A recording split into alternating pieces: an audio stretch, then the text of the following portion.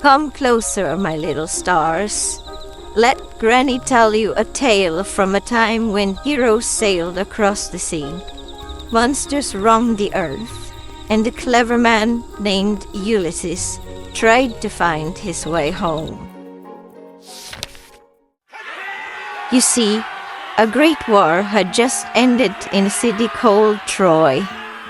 The warriors were tired, and all they wanted was to go back to their homes. But the gods were angry. The warriors had been too proud, too cruel in victory, so their journeys became long and dangerous. One man, the cleverest of them all, was named Ulysses. He was smart, brave, and he missed his wife and son terribly. He set sail with 12 ships, but the sea had many tricks to play. They first stopped at a place called Thrace, where they took a city and grabbed treasures. Give me that gold. But they stayed too long and were attacked. Poor Ulysses lost 6 men from every ship. Then came a storm, howling winds and waves as tall as towers. The ships had to land and wait. When the skies cleared, they sailed again and landed in a dreamy place full of strange fruit. It was the land of the lotus eaters. The people there gave the sailors a magical fruit, sweet as honey, but dangerous. I don't want to go home, Ulysses. I want to stay here forever. Ulysses was shocked. No more of that fruit. Tie them up and bring them back to the ships. We're going home. And so they sailed on until they reached a wild, rocky land. A land of giants with one eye in the middle of their foreheads, the Cyclops. I want to see what kind of creatures live here. Come, 12 of you, with me. The rest, stay with the ship. They climbed a hill and found a giant cave.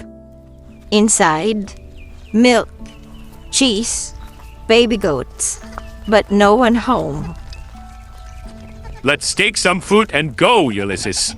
This place feels raw.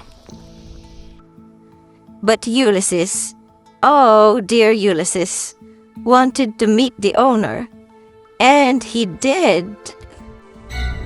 Who are you? Thieves? You'll pay for this. The giant's name was Polyphemus. He rolled the boulder in front of the cave, too heavy for any man to move. Then he grabbed 2 of Ulysses' men and ate them. No, stop. The men were frozen in fear, but Ulysses was already thinking.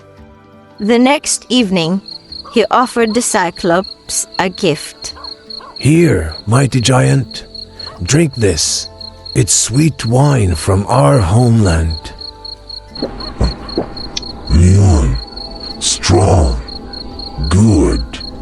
What's your name, little man? My name is Nobody.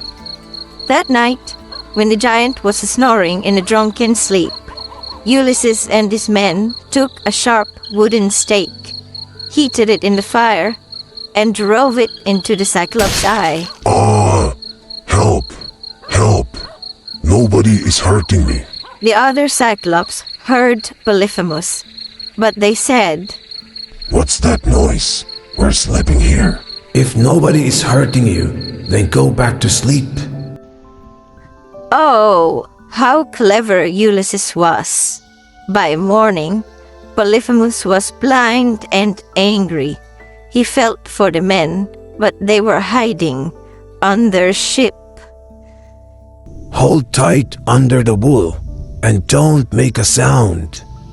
One by one, they escaped. The giant let his ship out, never knowing the men were clinging beneath.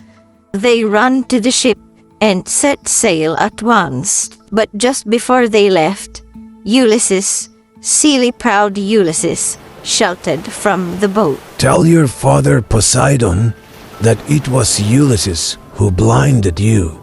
Oh dear, that was a mistake.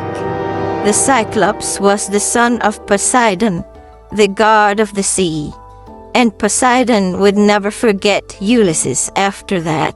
And so, children, Ulysses and his men escaped the one-eyed giant, but many more adventures were still ahead.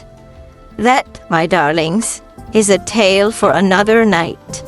Now close your eyes and dream sweet dreams, not of monsters, but of cleverness, courage, and finding your way home.